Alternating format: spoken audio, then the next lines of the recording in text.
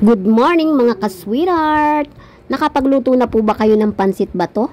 Tara, samahan nyo akong magluto ng pansit bato. At heto na nga po ang reyna ng kusina. Nakahanda na ang kanyang sandata. Let's go! So first, ito na nga po pala yung mga ingredient niya na aking kakailanganin. At ito na nga rin po yung pansit bato na dried. Mga ka-sweetheart, ayan nga po pala yung ingredients sa screen. Kung gusto nyo lutuin, dyan po ninyo makikita yung mga ingredient. So ayan po, shoutout nga po pala sa aking nanay na si Aurora Roperez sa nag-sponsor ng pansit bato. Pinaluto niya sa akin kasi hindi daw niyang alam lutuin to. So ako na lang daw magluto ng pansit bato. So I try, first time ko rin pong lulutuin to. Una, my God! I-slicein ko muna yung baboy ng pahaba na maliit. So, napapansin naman ninyo mga ka-sweetheart na gigil ako dun sa baboy kasi po ang talab ng aming kutsilyo sobrang purol na kaya lahat ng katawan kasama sa pag-i-slice. Ayan, ininext ko naman po ang leeks na i-slicein ng pahaba na manipis. So, dalawa lang pong leeks yung gagamitin ko kasi pangit naman kung over naman yung marami yung leeks. Kaya, dalawa lang yung ginamit ko. At mayroon din po akong repolyo na kalahati. So, masarap po kasi yung maraming repolyo sa pansit. So, hindi ko po siya in-slice ng maliliit. Tama lang. Mayroon din po akong carrots na in-slice ko din po ng pa-slide na pahaba. Ayan po mga ka-sweetheart, yung mga ingredient na aking i-prepared bago ako magluto ng aking pansit bato. So tara, samahan nyo po akong maghanda kung ano yung lulutuin ko ngayong araw na to. Kasi po, may nagsabi sa akin, masarap daw to. Totally, hindi ko pa naman naranasan talagang magluto ng pansit bato. First time lang talaga. Meron din ako bell pepper. So, masarap talaga pag daw mayroong bell pepper. Kaya naglagay na lang din ako. Ayan mga ka-sweetheart, done ko na pong islicein yung mga ingredient. At ito po namang aking pansit ay kalahating kilo.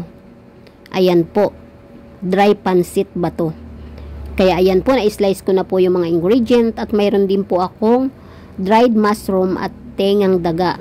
So kailangan ko din po siyang hiwain ng maliliit, pahaba na manipis. Kasi isang piraso lang siya pero malaki naman. Kailangan pong hiwain natin siya ng pahaba na manipis para dumami. Ayan po, naibabad ko na po siya at nahugasang mabuti. Kailangan po kasing ibabad siya sa water para lumambot. At kailangan ding hugasang mabuti kasi may nilalagay na gamot dyan. Kaya hindi siya nasisira. So, ayan po, naihiwa ko na po ang mushroom. Kaya isusunod ko naman yung tengang daga. Tatanggalin ko lang po yung kanyang paa kasi matigas yung paa niya. So, ang kukunin ko lang po yung mga part na malambot sa tengang daga.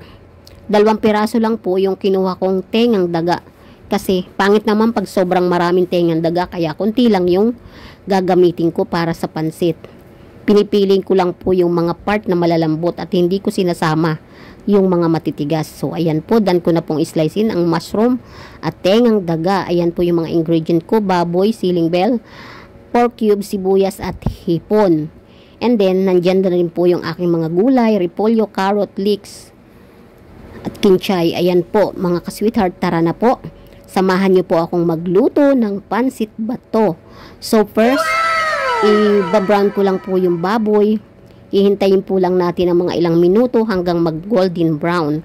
And then, isusunod ko na po yung bawang para po matanggal yung lansa ng baboy. Kaya kailangang pagsamahin ang bawang at ang baboy para mag-golden brown. So, kasunod na rin po yung sibuyas at hihintayin ko na lang po siyang lumabas ang aromatic smell. And then, sinunod ko na po yung hipon. Ayan po, mikos-mikos lang. Oh, yeah! Sinunod ko na po yung bell pepper para lumabas na yung kanyang tunay na lasa at saka po ang tengang daga at mushroom. So, mix-mix lang po. Nilagay ko na rin po yung pork cubes at tinunaw ko lang ng saglit. And then, i-mix-mix lang natin. And then po, after no, naglagay ako ng water. Pinakulo ko ng 2 minutes and then saka ko po sinunod yung carrots. Ayan po. After po no, nakuluan na at alam kong luto na, nilagay ko na po yung pansit bato. Ayan po. mabilis po pala tong sumipsip ng water. So, kahit ang dami kong nilagay na tubig, ang bilis niyang natuyo. Kaya ang bilis niya palang humigop ng water. So, ayan po, nilagay ko na rin po yung mga gulay niya, repolyo, leeks, at carrots. So, ayan, Yummy. mga ka-sweetheart, ready to eat na. Ang sarap pala nitong pansit bato. Sana lang hindi nyo tumapanood ng Hating Gabi dahil siguradong gugutumin kayo.